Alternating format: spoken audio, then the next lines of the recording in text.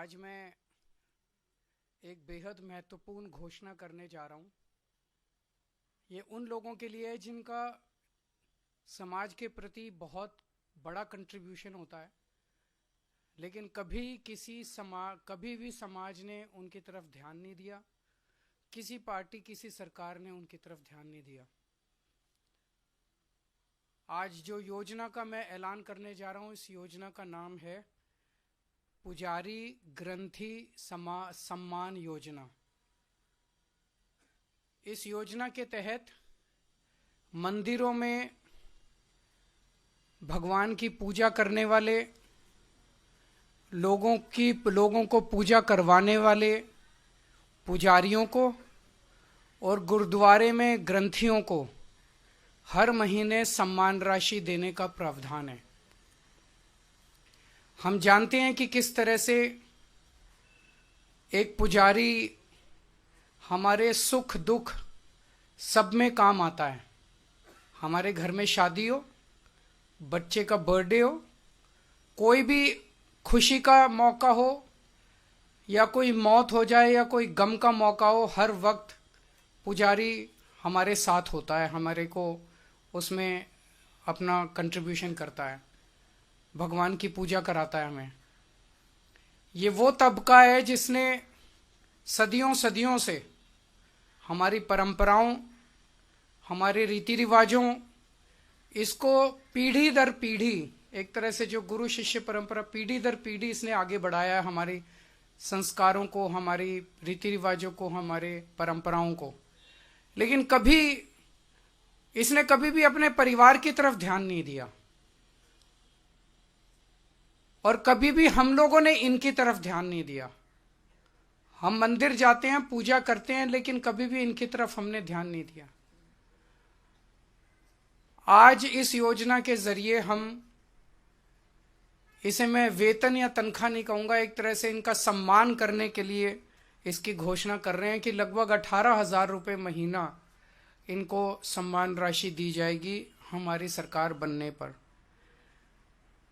यह देश में पहली बार हो रहा है। आज तक कभी किसी पार्टी, किसी सरकार ने ऐसा नहीं किया। यह पहली बार हो रहा है। जैसे दिल्ली में हमने कई काम पहली बार किए, स्कूल अच्छे किए, पहली बार किए, अस्पताल अच्छे किए, पहली बार किए, महिलाओं के लिए बस यात्रा फ्री करी, पहली बार करी। ऐसे ये पहली बार हो रहा है और मैं उम्मीद करता हूं कि भारतीय जनता पार्टी और कांग्रेस की सरकारें भी इससे सीख के अपने अपने राज्यों के अंदर पुजारियों और ग्रंथियों के सम्मान के लिए ऐसी योजनाएं लागू करेंगी। इस योजना का कल से रजिस्ट्रेशन चालू होगा।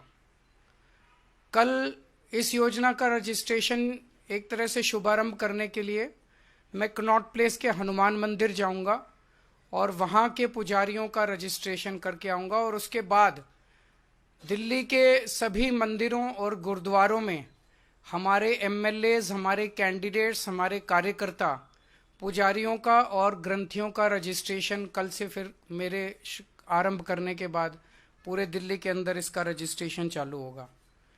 मेरी भारतीय जनता पार्टी से हाथ जोड़ के विनती है, जैसे उन्होंने पुलिस भेज के फर्जी केस करके महिला सम्मान को रोकने की कोशिश की लेकिन रोक नहीं पाए, हुआ रजिस्ट्रेशन, हो रहा है रजिस्ट्रेशन। उन्होंने संजीवनी योजना रोकने की कोशिश की, रोक नहीं पाए। इस तरह से ये कम से कम पुजारियों और ग्रंथियों की योजना को रोकने की कोशिश ना करें, बहुत पाप लगेगा। वैसे उन्होंने ऐसे ऐसे कर्म कर रखे हैं, पाप तो उनको लगेगा ही, लेकिन इससे और ज्यादा पाप लगेगा, भगवान भी नाराज होगा।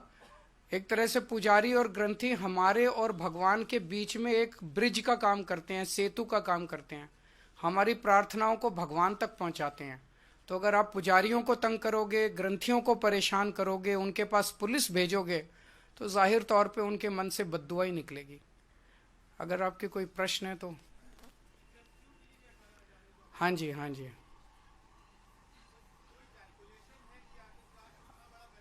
जो भी होगा उसकी चिंता मत कीजिए, पैसे की कमी नहीं होने देंगे।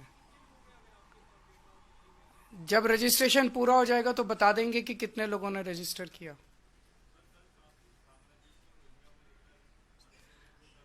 मेरी इनसे रिक्वेस्ट है कि हरदीप पुरी जी को गिरफ्तार कर लीजिए, उनके पास सारा डेटा है। कहाँ कहाँ उन्होंने रोहिंग्यों को बसाया, उन्होंने ट्वीट करके बताया है। ये इतनी मेहनत कर रहे हैं, जरूरत क्या है, नौटंकी क्यों कर रहे हैं?